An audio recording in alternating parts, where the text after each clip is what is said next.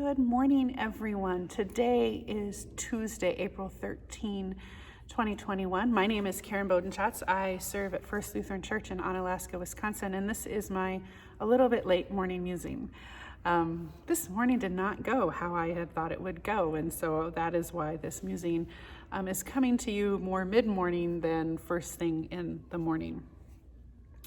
I've been thinking a lot about the phrase that I used in my Easter sermon, that Easter is messy.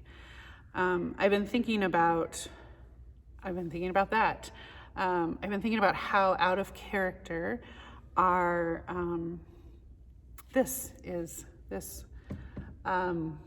for us. We typically go a different direction in terms of our Easter decorations. And as we were putting this together, I thought, this is so different, but this is so Easter.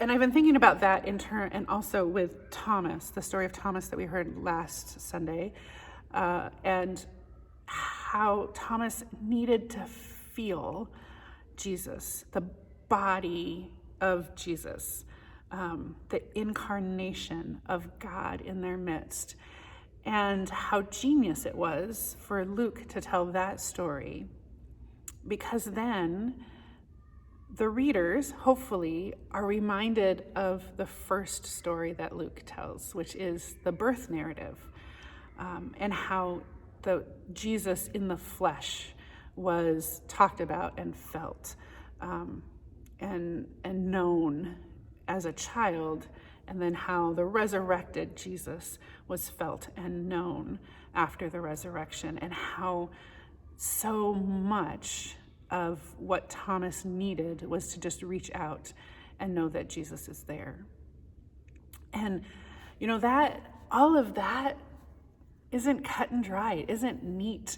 When we think about the resurrection of Jesus and what that means for our lives and the needs that we have to reach out and to know Jesus in a bodily way, the only way we can know that is either through communion, but then also through knowing each other and seeing Christ in our midst through the people in our lives, and how important that is to us.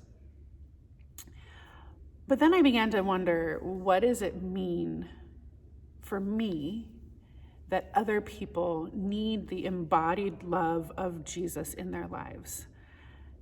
And this is where the messy part comes, right? If I am for other people the embodied love of God and Jesus in this world, it's less than perfect, but it also means that I need to put myself out there, that I need to be present where people are, so that they know an embodied love of God in their lives, and however that would look like, and that us as a community need to be out there and need to be a part of people's lives in new ways, and so that they know the embodied love of God. And aren't we lucky to be a part of a community that has so many people with so many different gifts and so many different passions, that we together can be a kind of a larger picture of what that looks like. I think that is the beauty of the church, right? We realize that we don't have to be everything, but we have to be who Karen is as a follower of Jesus, who is love embodied in this world. But that also means we have to interact with people, and when we interact with people, it gets messy, because we're people. And people are beautiful and wonderful and not at all like us. And so we have to reconcile that. And so it's Tuesday, and so I usually talk about some kind of anti-racism on Tuesday. But I've been thinking about that. What does that mean for me to be the embodied love of Jesus in our messy world, especially with people of color? What does that look like for me? What does that look like for you? For me, it continues to look like showing up, reading writing, talking about these issues with people, with you all, and encouraging you to do the same, to put yourself in places where you will encounter people of color, where you will encounter injustice with love and God's justice, where you will physically put your body in those places. Yeah, that's what I've been thinking about as I think about Easter and Thomas and a messy world and a God that comes into that messy world and says, follow me and I'll make you fishers of people. Follow me and I will give you peace. Follow me and I will give you courage.